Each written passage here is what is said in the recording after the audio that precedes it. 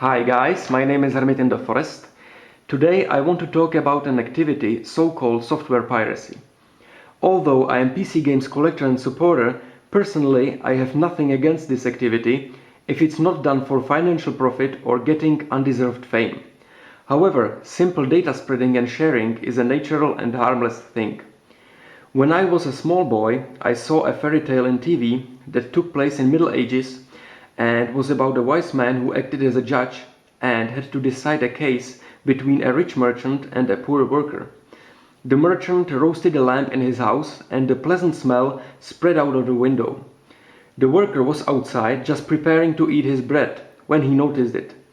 So he came close to the window and ate the bread while sniffing the smell and imagining he eats the lamp.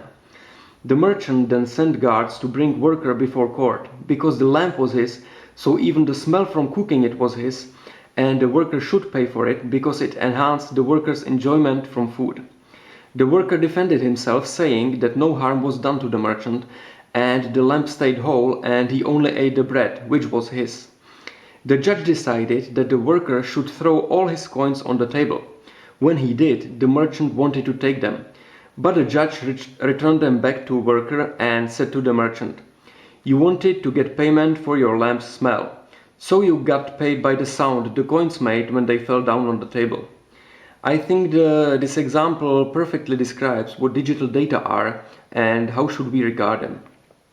Important thing you have to realize is that by downloading and playing PC games without paying for them, there happens absolutely no harm to anyone. Personally, I am somewhat obsessed by PC games, but I would never buy ebook, music or film. If there was no possibility to download those or experience them on YouTube, for example, I simply would not experience them. It is not strong enough incentive for me to spend money on those, and there are many free alternatives anyway. I can pay money for the cinema or live concert because that is a special performance I cannot experience at home, but I would definitely not pay for Blu-rays or streaming. It is a delusion to think that by pirating a PC game, someone somewhere loses money, because the so-called pirate would never buy the game anyway. The only difference is if he gets to play it or not, but the amount of money he contributes remains the same, zero. If someone can afford it and is a fan of particular PC game, then he should definitely buy it and reward the work of its creator. PC game creators have to build a large enough fan base that is not forced to buy a game, but rather is willing to spend money on it and see it as a profitable investment. I really like crowdfunding websites where people can support video game projects before they come into existence. And although there still exist various issues that have to be taken care of, I think it is the right way for the future. Restricting game data spreading in always thinkable is not the right way to go.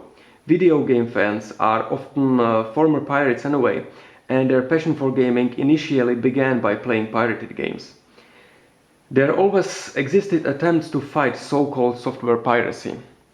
In PC gaming, those were represented by cute code wheels and manual references at first, later by DRM-protected disks. Although I consider those to be a nuisance, it is definitely a legitimate way to protect software if someone wishes to do so. It is like if, in the previous example with merchant and worker, the merchant closed the window and thus prevented a pleasant smell to come out of it. However, in the last years, game publishers made a union against gamers and created a dirty fighting technique called Steam.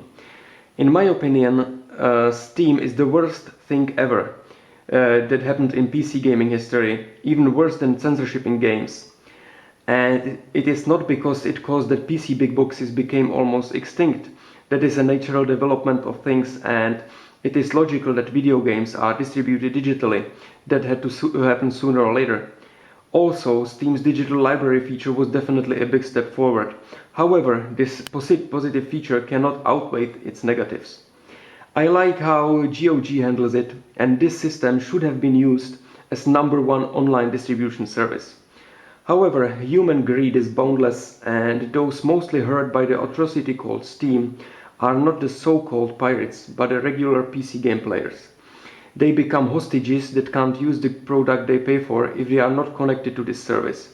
That is absolutely unacceptable. to be unable to use the product when the internet connection is down or service stops working for any reason. But Steam creators' greed goes even further. They devised a way to make game activation codes region locked, which was a thing unheard of before if we speak about PC games. Of course, there exist several smaller services of the same purpose. Some big publishers have an exclusive online service of their own, but the biggest danger of Steam is its ubiquity. It is all-embracing, you cannot escape it, it's like Matrix. If I have a choice where to buy a digital PC game, I always prefer GOG or DRM-free download on the creator's website, but sadly there is often no choice and one has to take the only one possible option, beside pirating the game of course. Well, I think that is all I have to say on this matter. Thank you for listening and please leave comments. I think it is an interesting theme to discuss. Have a nice day.